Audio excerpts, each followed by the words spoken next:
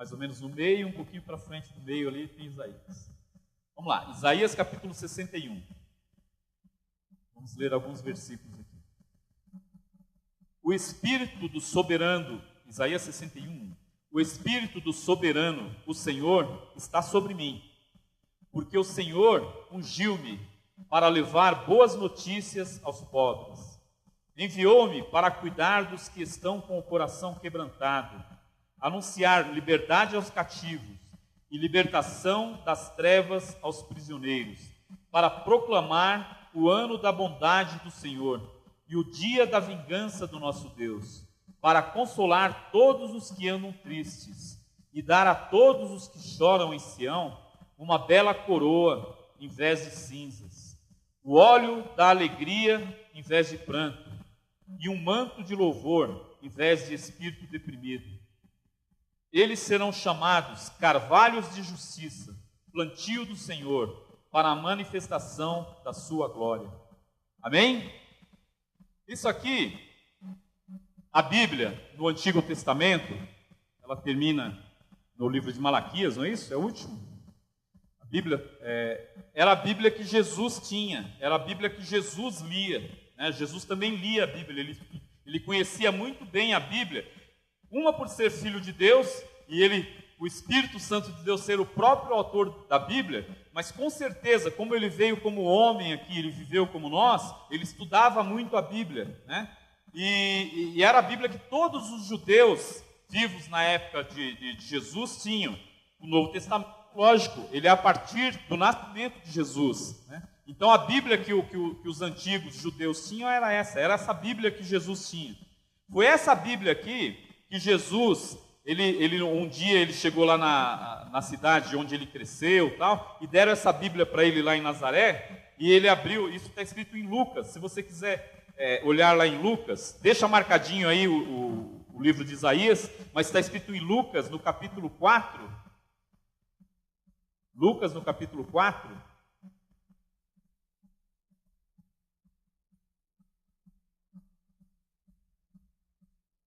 Lucas capítulo 4, versículo 14. Eu vou ler. Diz assim: Jesus voltou para a Galiléia no poder do Espírito, e por toda aquela região se espalhou a sua fama. Isso foi logo depois do tempo o período que ele passou jejuando em tentação. Ele passou 40 dias, aqui foi bem no início do ministério de Jesus. Ele passou 40 dias jejuando, né, no deserto, ele foi levado para o deserto, orando, falando com Deus aqueles 40 dias, preparando para o período que ele ia realmente trabalhar, fazer o ministério dele, né?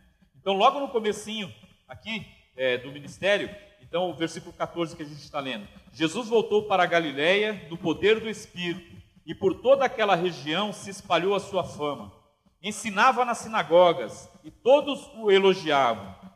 Ele foi a Nazaré, onde havia sido criado, e no dia de sábado entrou na sinagoga, como era de seu costume, e levantou-se para ler. Foi-lhe entregue o livro do profeta Isaías. Então esse livro que a gente acabou de ler aqui, foi entregue na mão de Jesus, né? Era a Bíblia que ele usava. Ele abriu e encontrou o lugar onde está escrito, que é o que a gente leu agora: o Espírito do Senhor está sobre mim, porque ele me ungiu para pregar boas novas aos pobres. Ele me enviou para proclamar liberdade aos presos e recuperação da vista aos cegos, para libertar os oprimidos e proclamar o ano da graça do Senhor. Então ele fechou o livro, devolveu-o ao assistente e assentou-se. Na sinagoga, todos tinham os olhos fitos nele, ficou todo mundo olhando para ele. Aí ele começou a dizer-lhes: hoje se cumpriu a escritura que vocês acabaram de ouvir. Então Jesus, ele pegou o que o profeta Isaías tinha escrito a respeito dele muitos anos antes, né? Que a Bíblia toda fala de Jesus, a Bíblia toda vai indicando quem é Jesus, o que ele iria fazer, e o profeta Isaías, de uma maneira especial, ele revela Jesus muito claramente, coisas assim, é como se a gente visse, como se fosse um evangelho também, o livro de Isaías. É maravilhoso, é muito gostoso de ler. Então ele pegou aquela escritura e leu lá que o Espírito de Deus estava sobre ele, o que o profeta Isaías escreveu, e ele diz: aquilo ali estava falando de mim, né? Hoje está se realizando a profecia que Isaías escreveu para vocês, né? O Espírito de Deus está sobre mim. E as pessoas ficaram, uau, será que é mesmo? E muita gente, e Jesus mostrou realmente, de fato, que era Ele. Ele realmente curou enfermos, libertou cativos, Ele deu vista a cegos, Ele fez tudo isso que o profeta Isaías havia profetizado, que o Espírito de Deus estaria sobre um homem que faria todas essas coisas. Então Ele provou que Ele era o Messias. Mesmo assim, as pessoas religiosas daquela época não creram nisso, tanto é que elas condenaram Ele, falaram, que absurdo você dizer que você é o Filho de Deus, que absurdo você dizer que você é o Messias que a gente está esperando, né? Mas Ele mostrou com obras e ações que era de fato Ele, e fez isso. Tanto é interessante que daqueles judeus, eles tinham uma liderança muito forte, né? Eles tinham um grupo de pessoas que eram os líderes religiosos deles. Eles tinham,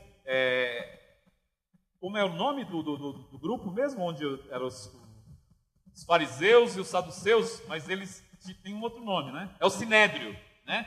Eles tinham um grupo que era o Sinédrio, que é a liderança daquele povo ali, que era a liderança religiosa deles.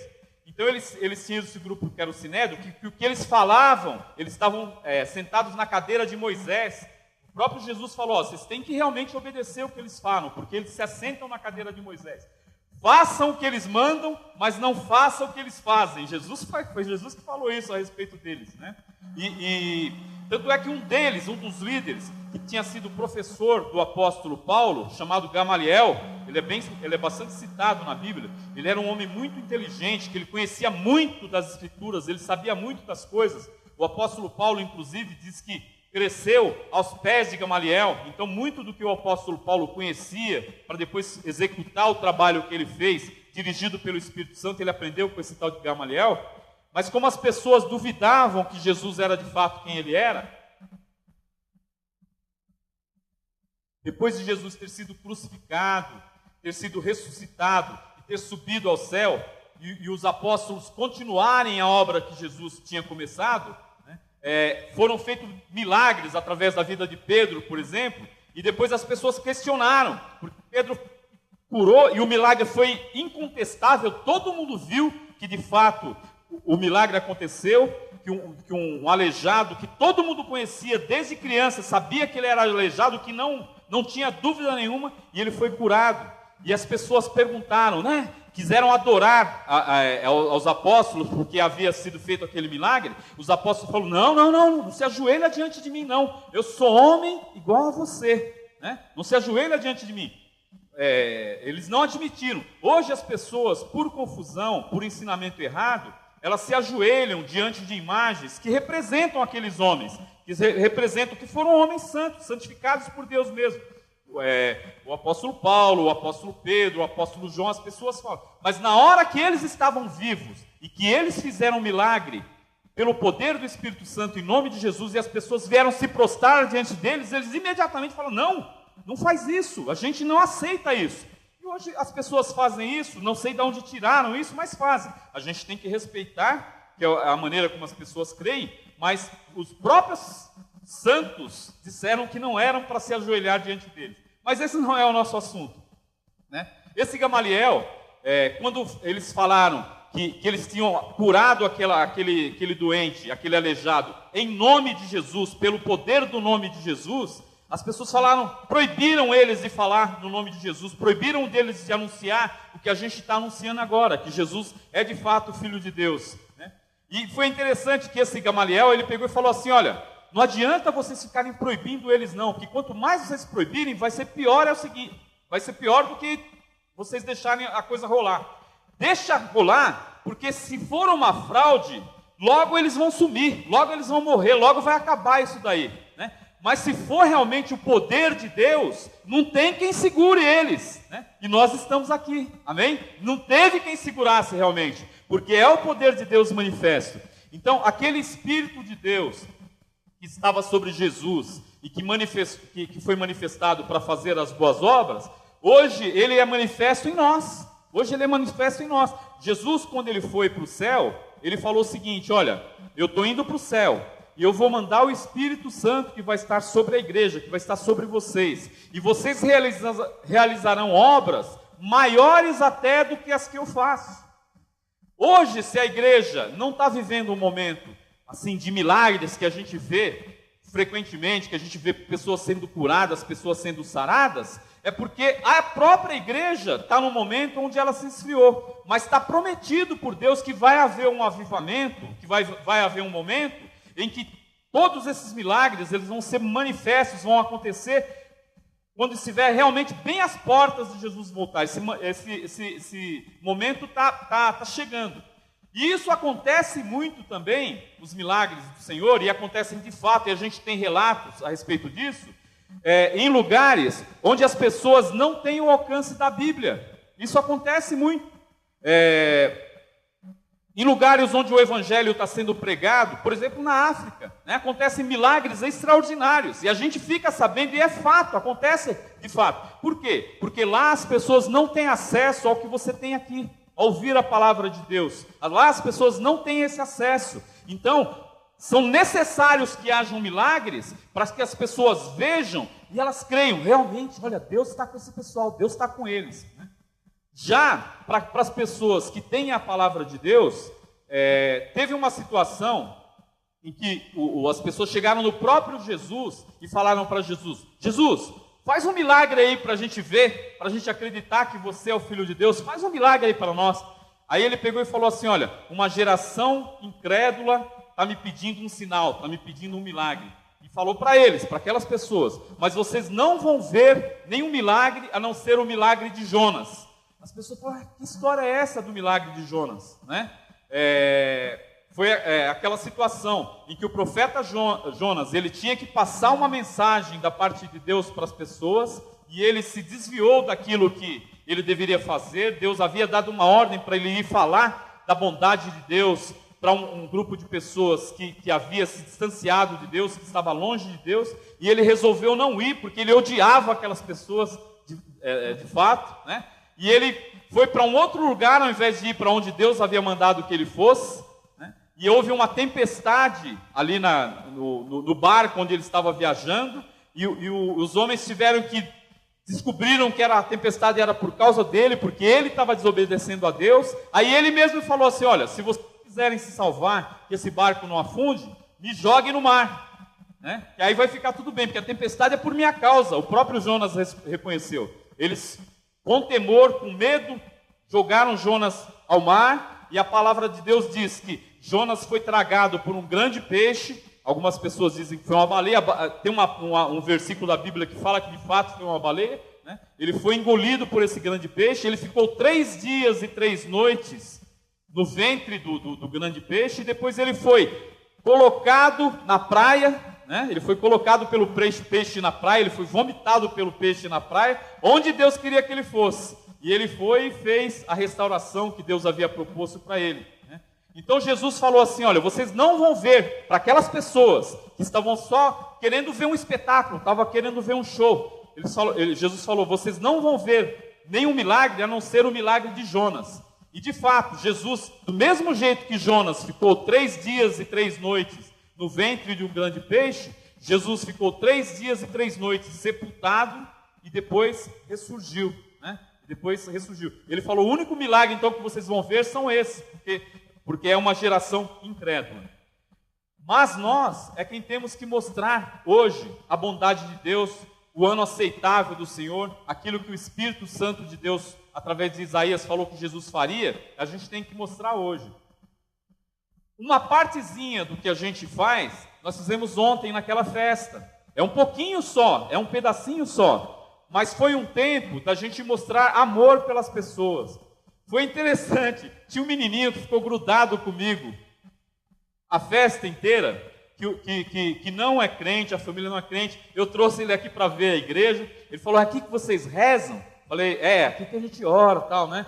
Aí eu falei: chama sua mãe, porque ele não veio com os pais, né? Eu falei para ele: chama sua mãe para trazer você aqui um dia desse, para você cantar aqui com a gente a gente canta, ela vai gostar, tal. Ele falou: não, minha mãe não gosta, a igreja é muito chata, né? Mas ele ficou, e ele ficou. Eu falei: não, aqui não é chato não, ela vai gostar, tal. E durante a festa, umas 3 vezes, ele olhou para mim e perguntou, olhava para mim, e olha, ele não conhece o próprio, ele olhava para mim e falava assim, você é Jesus? A primeira vez, eu falei, não sou Jesus, eu sou amigo de Jesus mesmo, né? Aí a gente, para lá, para cá, tal, na festa, tal, passou mais não sei quanto tempo, tal, você é Jesus? Eu falei, sou Jesus, por quê? Nós somos Jesus para as pessoas que estão cercando a gente. Cada um que estava abençoando, amando as pessoas, mostrando carinho. E essa é a ideia da gente fazer essa festa, né? Um negócio sem pretensão.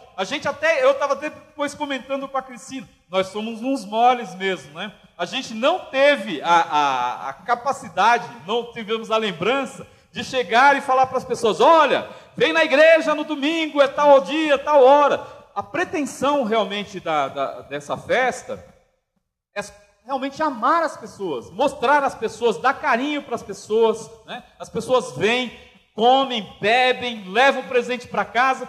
Muita gente que a gente encontra na rua pergunta, mas é de graça? Não vai pagar nada? Não vai pagar nada. Porque o que o Evangelho espera de nós, o que o Evangelho espera da gente, o que a gente tem que fazer é apresentar o ano aceitável do Senhor, é apresentar o amor do Senhor para essas pessoas. Simplesmente amar essas pessoas, amar essas pessoas. A semente é colocada ali, é colocada. As pessoas, poxa vida, por que fizeram isso para mim? Por que fizeram isso para o meu filho? Por que abençoaram meu filho? Isso é colocado no coração das pessoas e isso vai ter um efeito. Então, cada um de nós, cada um de vocês, deve se colocar nisso daqui, olha. Lá em Isaías 61, eu vou ler novamente. Isso daqui é para nós, isso aqui é para estar no seu coração, é para você viver isso, né? Isaías 61, versículo 1.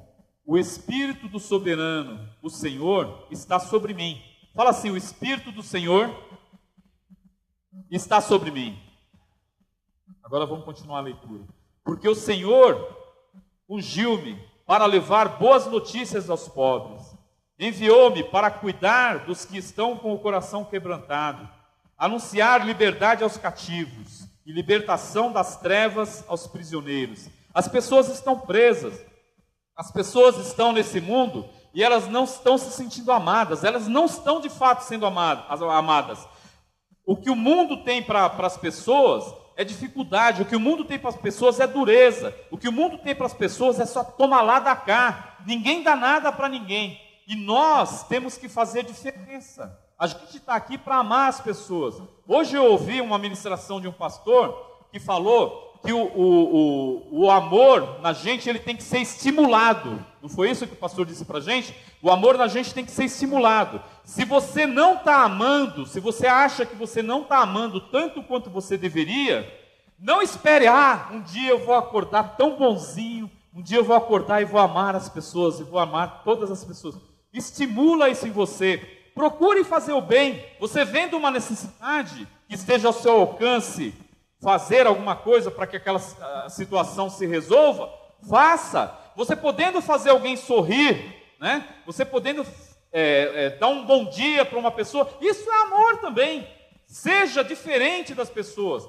As pessoas têm que ver Jesus em você. As pessoas têm que chegar ao ponto de, mesmo que elas não falem, podem até falar, né? Você é Jesus e você é Jesus. Nós somos o corpo de Cristo aqui nessa terra. E a gente está aqui para fazer isso. Nós fomos ungidos, como diz aqui essa palavra, para anunciar boas notícias. Enviou-me para cuidar dos que estão com o coração quebrantado, anunciar liberdade aos cativos e libertação das trevas aos prisioneiros, para proclamar o ano da bondade do Senhor, proclamar para as pessoas que Jesus ama elas, né?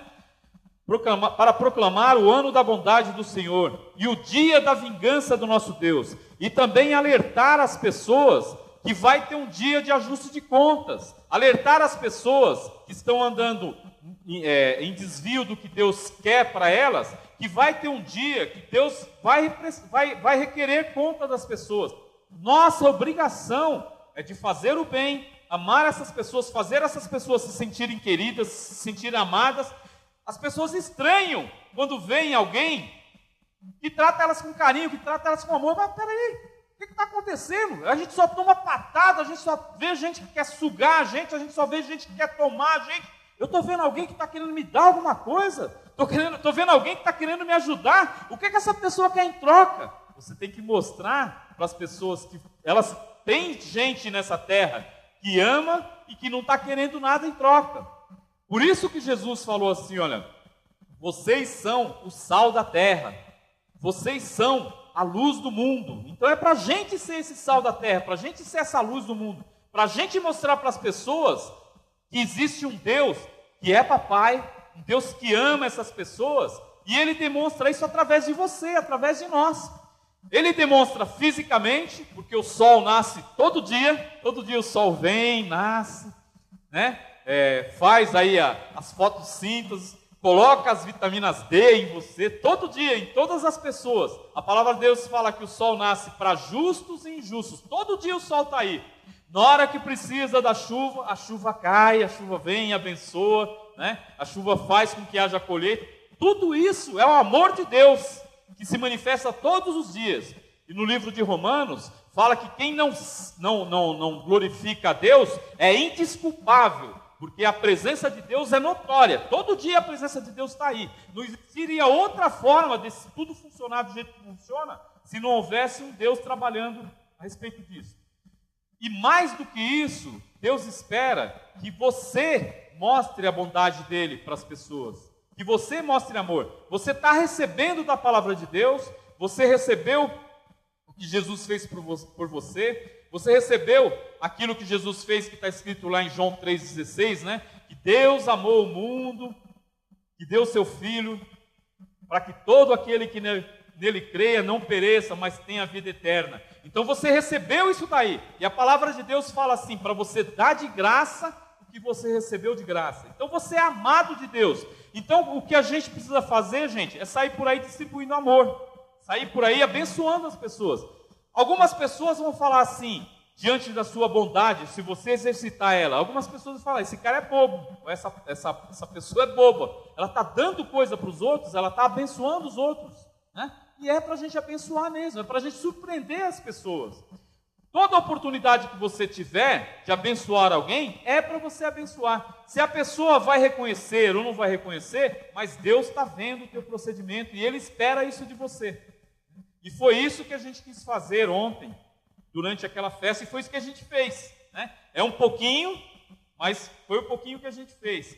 E a gente vai continuar abençoando os africaninhos lá que a gente nem conhece, lá no Senegal, a gente vai continuar abençoando. A gente talvez nunca vá ver eles pessoalmente, mas nós vamos ver eles lá no céu, nós vamos encontrar alguns deles lá no céu. E a gente vai continuar abençoando as pessoas. É para você amar as pessoas. Tem um louvor que fala assim, é preciso amar... Ah, não é louvor, né? Não, é uma música do Renato Russo. Mas a música fala, é preciso amar as pessoas como se não houvesse amanhã. E isso é uma verdade, gente. É de uma música, mas é uma verdade. A gente tem que amar as pessoas estão precisando de ser amadas. As pessoas estão aí desejosas de ser queridas. Às vezes até a pessoa se espanta. Pô, mas o que está vendo? Quem é esse cara? Por que ele está fazendo isso? É Jesus, né? É Jesus. Nós recebemos dele e vamos dar. Tá bom? Coloque-se de pé um pouquinho.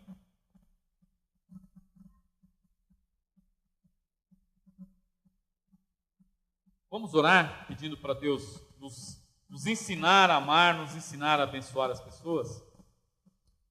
Senhor Deus, Pai, nós te louvamos, Senhor Deus, porque o Senhor nos amou primeiro, Senhor Deus. Pai, antes de nós o amarmos, Senhor Deus, o Senhor já nos amou, Senhor Deus.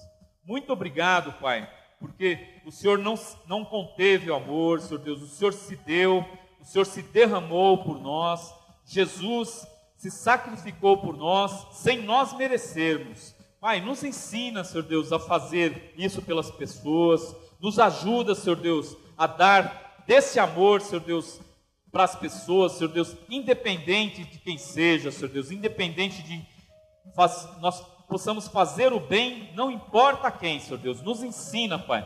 Nós queremos ser esses que fazem isso, Senhor Deus. Pai, o que nós não fazemos ainda, Senhor Deus, nós te pedimos que nos perdoe, Senhor Deus, Pai, e que vá nos ensinando, Senhor Deus. Nós queremos ser bênção onde quer que a gente ande, Senhor Deus. A gente quer ser sal, a gente quer ser luz, a gente quer abençoar as vidas, Pai. E nós contamos com o Senhor, Pai, nos dirigindo, com o Teu Espírito Santo que está em nós, nos ensinando a andar, nos ensinando a caminhar, nos ensinando a andar como Jesus andou, para darmos sequência do que Ele fez aqui, do jeito que Ele disse que nós faríamos, Senhor Deus. Nós Te louvamos pela Tua assistência, pela Tua bênção, em nome de Jesus. Amém.